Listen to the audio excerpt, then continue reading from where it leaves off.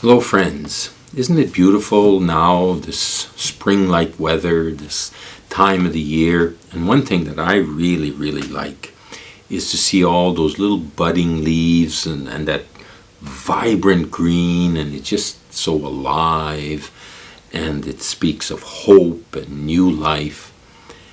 Well, you know, in our diocese at this time also, we're about to receive signs of real hope and joy.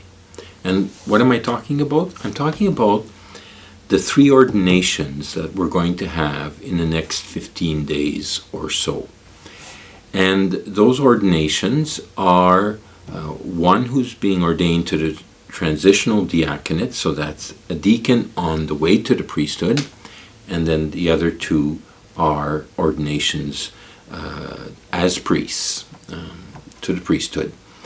And so the ones I'm talking about, amongst our several seminarians, are Christian, who's going to be ordained as a deacon on June the 5th, the feast of Saint-Boniface, actually.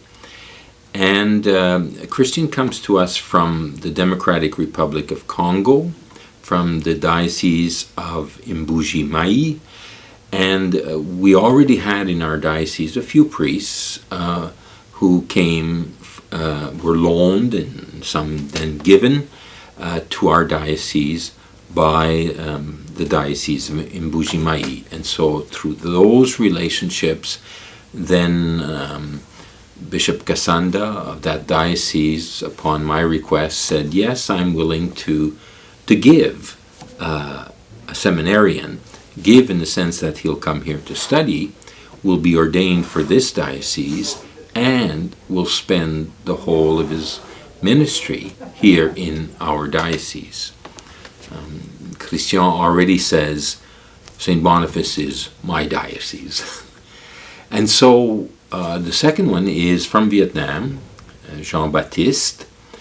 Jean-Baptiste, who comes through the encouragement, the scouting, if you wish, of Father Bernard Quang, a Vietnamese priest, ordained in our diocese, still a priest of our diocese, but with the Sulpicians, and therefore forming priests and working in the seminary in Hue in Vietnam. And as I went to visit there, he presented to me Jean-Baptiste, and the bishop from there was saying, yes, we don't have an immense number of seminarians, but we certainly can be generous. And so that gift was given to us from a sister church. And the third one is Brian Trueman. Brian is from the area around Landmark, Steinbach.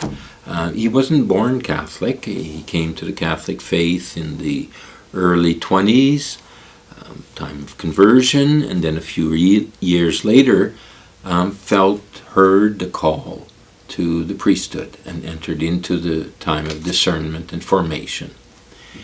And so Jean-Baptiste is going to be ordained a priest on the 6th of June, and Brian ordained to the priesthood on the 13th of June. And for them, of course, that'll be an incredibly happy, joyful day. They've been looking forward to this for years. Thought the seminary would never end at times, but okay. And now, of course, their joy is going to be somewhat tempered that, especially for Christian and Jean-Baptiste, their families can't come. Also, that the group is going to be limited to 25, so many of their confrere seminarians or other priests, friends, won't be able to be there, but now we can have 25. It's better than 10 when we started planning for them. And so there, yes, myself, I'll be sharing in their joy very much. But another source of joy for me that day, those days of ordinations, will be the joy of knowing that the people of God, the faithful of the Archdiocese of Saint-Boniface, are receiving in these three men, like in Father Peter Lay from Vietnam, who's ordained last year and is in St. Claude, and then the others who are coming down the line, that the people of God of this diocese in the various parishes that will be receiving them as pastors are going to find really good pastors, I believe. I've seen in the years of their formation, journeying with them, whether they were in the seminary in London, Ontario, or the one in Edmonton, develop in them an ever greater love for Christ and love for his body, a love for Christ.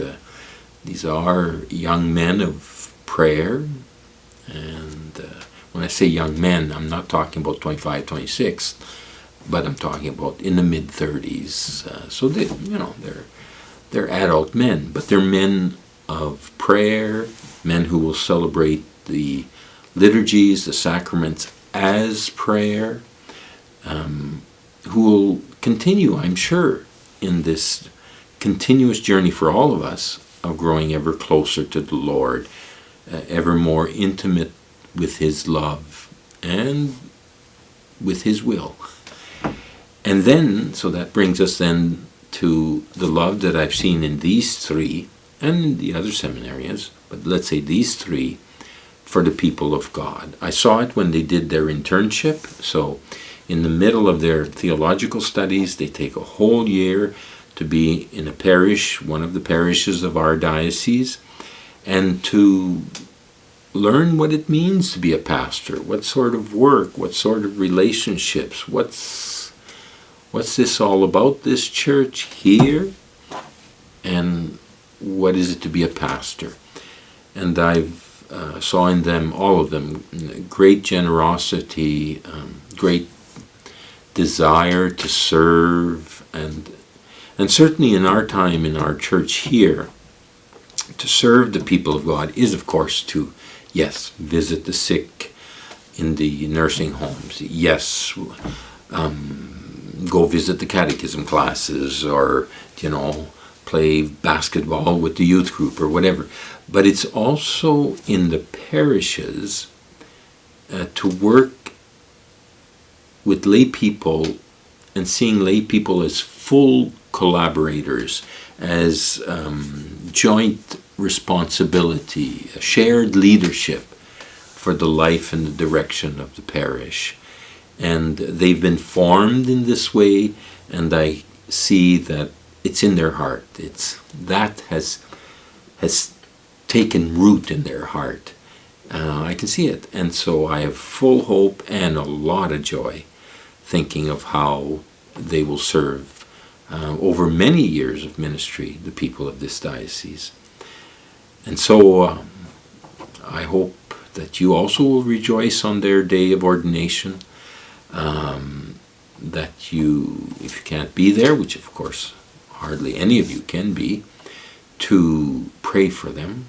Pray for them on the day of their ordination, and pray for them beyond. And to really hold in your prayer the desire to walk with these young men being ordained, and with all the pastors, that the Diocese of Saint-Boniface will indeed be shepherded by the Good Shepherd through these men being ordained. Thank you very much.